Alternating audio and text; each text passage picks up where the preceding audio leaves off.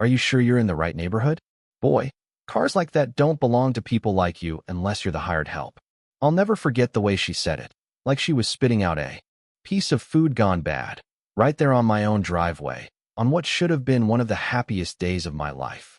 You know, you see those viral videos online. Maybe you laugh, maybe you think you'd know what to do if it ever happened to you. But let me tell you, nothing, and I mean nothing, prepares you for what it feels like when that kind of poison is aimed straight at you on your own turf.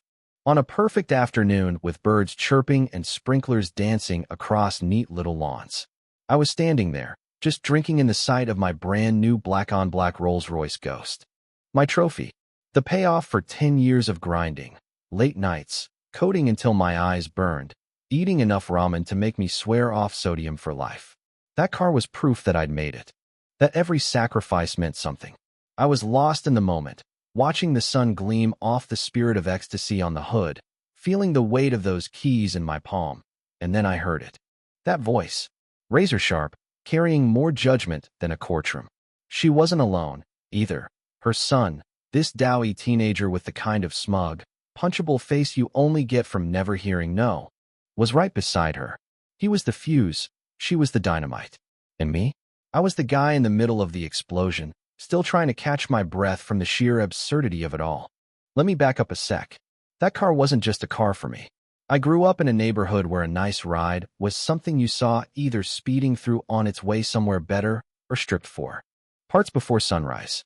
My parents worked themselves to the bone just to keep us afloat. Never poor, but always one twist of fade away from it.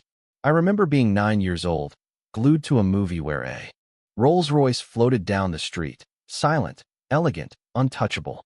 Not flashy, not aggressive. Just dignified. That's what I wanted. My North Star. So I taught myself to code, hustled websites for local shops, worked my way through college slinging hash browns at a greasy diner, then landed a junior dev job nobody wanted. Years of living in the office, living off cold pizza, and pouring myself into a side project with a friend. And it hit. Viral. Suddenly the Silicon Valley folks wanted in. Offers that looked like phone numbers, but we held out, grew it, and finally sold. Life-changing. Money. I bought my folks a house. Paid off everything. Then, finally, I configured every detail of that Rolls-Royce online, waited 6 brutal months, and on the day it was ready, I felt like a kid at Christmas. So, yeah, that driveway moment meant everything to me, which is why when her son wandered over, eyeing the car like he'd spotted a wild animal, I tried to play it cool. I smiled. Tried to be the nice neighbor. He asked if it was mine, voice dripping with disbelief. Black guy, regular clothes, $500,000 car. Error, error. Was I a rapper? An athlete?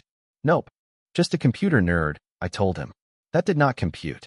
But when he asked, no, demanded, to take it for a spin, and I said no, his face twisted, and he started shouting for his mom like I'd kicked his puppy. That's when the main act came storming across her lawn.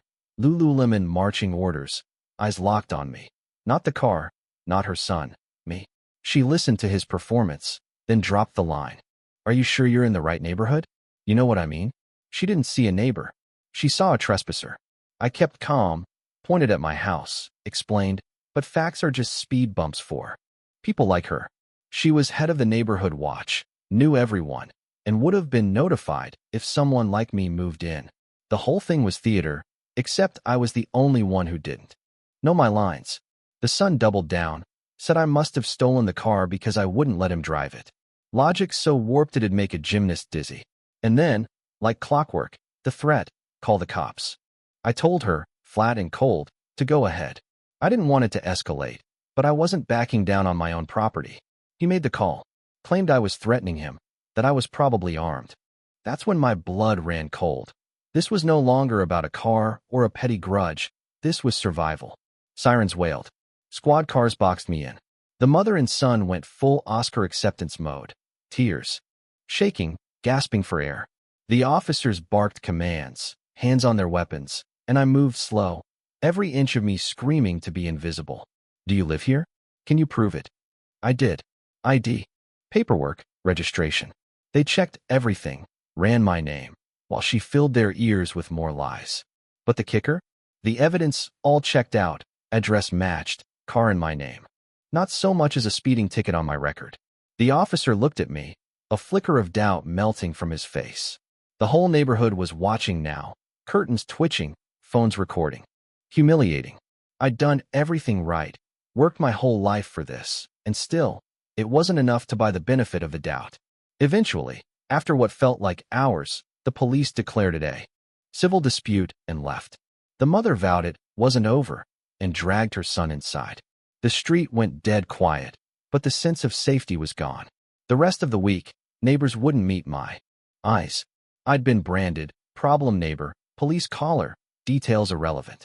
A few days passed in this weird, tense truce. Then I saw it. The line, running the length of my car. A deep, deliberate gash, and on the trunk, a 6-letter slur carved into the paint. I felt sick. They'd taken their hate from words to violence, from threats to wounds. My hands shook with rage, but then I remembered the security cameras I'd installed, just in case. I pulled up the footage. There he was, her son, clear as day, keying my car, carving hate. Smirking at the camera, proud of what he'd done.